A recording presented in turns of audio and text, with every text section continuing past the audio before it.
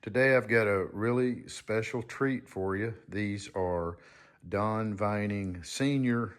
rifles from his collection.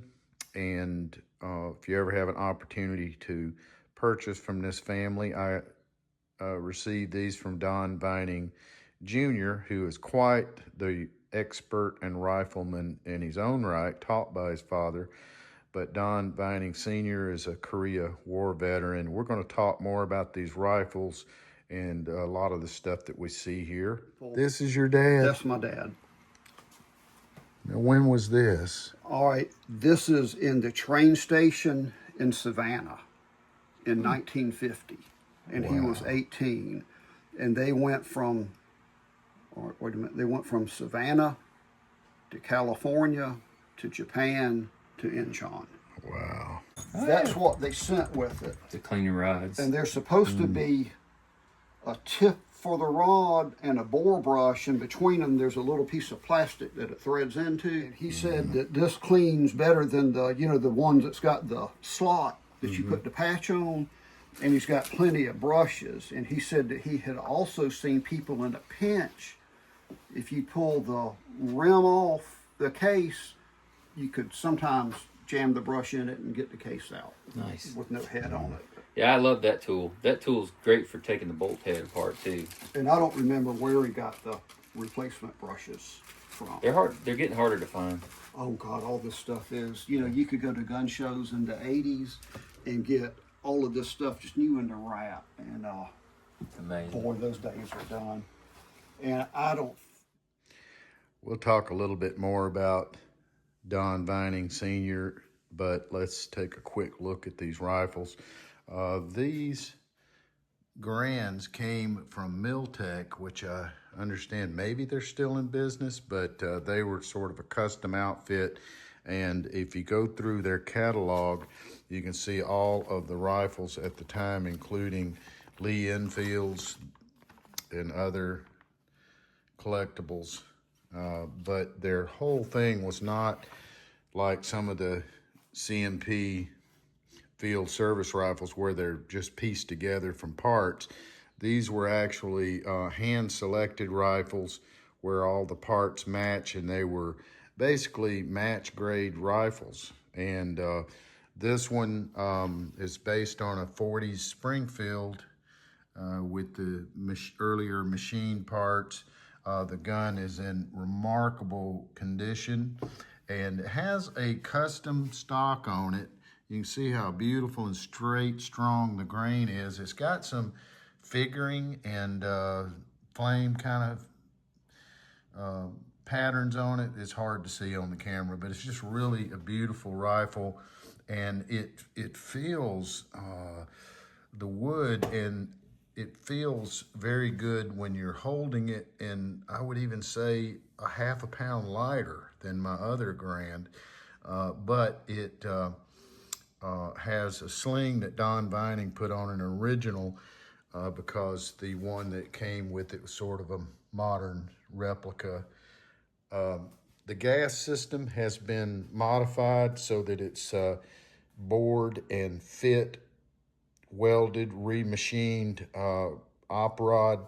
So the gas system is very tight and accurized. It also has a crowned barrel. This is a Citadel match grade barrel, from what I understand. Boyd stock from, I guess, back when Boyd was more of a small outfit. I can't be 100% accurate. These are some of the things that I've been told. It comes with all sorts of manuals and tags and paperwork. I've got all of the original stuff. He gave us a bunch of museum quality stuff with the rifle and accessories, and he even wrote out the history of the guns. But we were also able to get a pair of these Kimber 82 government target rifles. These are bench rest single feed rifles, 22 caliber, and they are tack drivers. And as you can see, any rifle you buy from that family is going to be meticulously maintained, and in this case, in remarkable condition. Original scope hard case from Redfield, and I have the mint original sunshade, manuals, paperwork, and even the non-rimfire mounts if you needed them. Now, this rifle, the first 3 shots I ever fired with Ely target ammo at 50 yards were in one ragged hole, one clover leaf. And so I dialed the scope down. He told me it was already zeroed from years ago, and he was right. I dialed it down a couple of clicks, and I shot a perfect 250. I've never shot a perfect 250 bench rest target. So that means every shot was in an area about like this at 50 yards. And so, boy, that thing is a shooter. In fact, we were so afraid that Mike's gun may not shoot as good as this one because it was so phenomenal, but his did. It did shoot really well. Haven't fired the Vining Garand yet, but man, it should be a fantastic shooter. He said that Don Sr., after some of the final match grade work was done on it, that he did compete with it some, and apparently they did see quite a high level of performance from this rifle. And he said that on the 600-yard high power range, the old man could still make this Garand talk.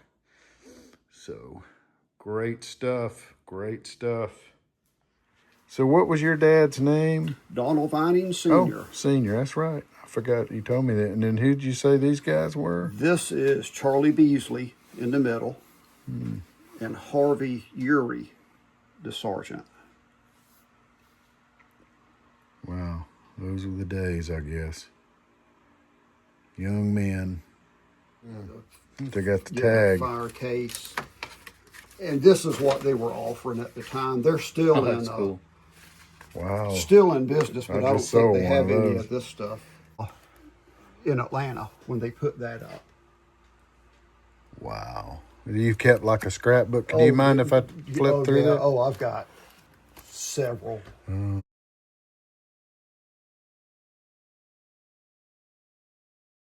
Of those, yeah, he did the that 10th Infantry Battalion. He did the roster for it. Wow. So I've got the copies of what I think he said was originally on microfilm. And Yeah. everything else he typed it and translated it. Well, Now, what were you gonna say? Oh no, just that the commanding officer of her grandfather's unit in World War II kept a diary, and they got a copy of it. So we'll go ahead and wrap up the video, but as you can see, I captured some of the information and photos. But the real thing about this rifle is the story behind it. The soldiers that served, many of them sacrificing everything for the life that you and I lead, and then how they came back and were such fantastic mentors and citizens. And this video is dedicated to Don Vining Sr.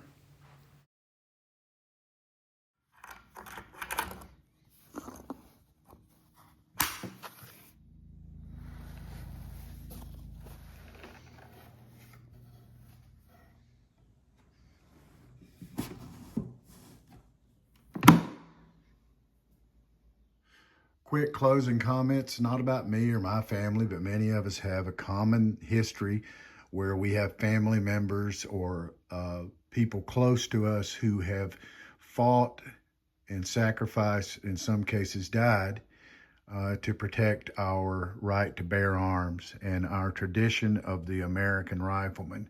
I have a little poem there on the shadow box that my grandfather wrote about being a rifleman while he was fighting in a foxhole in Europe. And the Constitution protects our right to bear arms. It doesn't grant our right to bear arms. And these are very important details that we need to teach our youths, not only gun safety, but the meanings behind it and why we are a culture of American riflemen. So get out there and do your part.